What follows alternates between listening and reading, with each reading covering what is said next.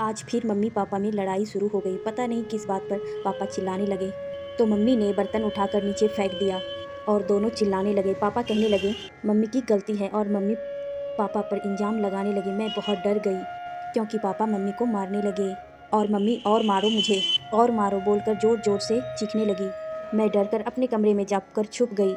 मेरे mummy papa हरदम छोटी छोटी बातों पर झगड़ने लगते हैं। तभी समझ में नहीं आता मैं क्या करूं। इसलिए कमरे में जाकर रोते रोते सो जाती हूँ। यह कहना है 8 साल की श्रेया का। दरअसल ज़्यादा बिजली बिल को लेकर उसके मम्मी पापा में बहुत झगड़ा हुआ। उसके पापा ने उसकी मम्मी को मारा और बाहर चले गए गुस्से में।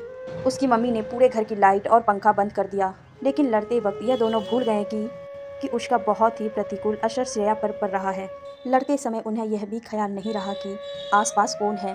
बेचारी श्रेया माँ बाप की लड़ाई के बीच पीस रही थी।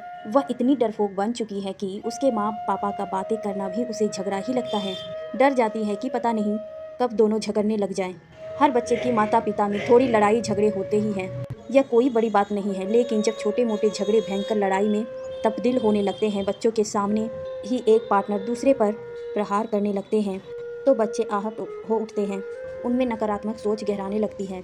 पति पत्नी की लड़ाई झगड़े भले ही सामान्य बात हो या फिर दोनों को इस बात से कोई खास फर्क ना पड़ता हो, लेकिन बच्चे के कोमल मन पर इसका बहुत गहरा और निगेटिव प्रभाव पड़ता है। कई बार देखा गया है कि जिन माता पिता की अपने बच्चों के सामने अक्सर लड़ाई होती है, पति पत्नी पर हाथ उठाता है, उनके बच्चे स्वभाव से दब्बू, उग्र, गुस्सैल या चिड़चिड़ा होता है।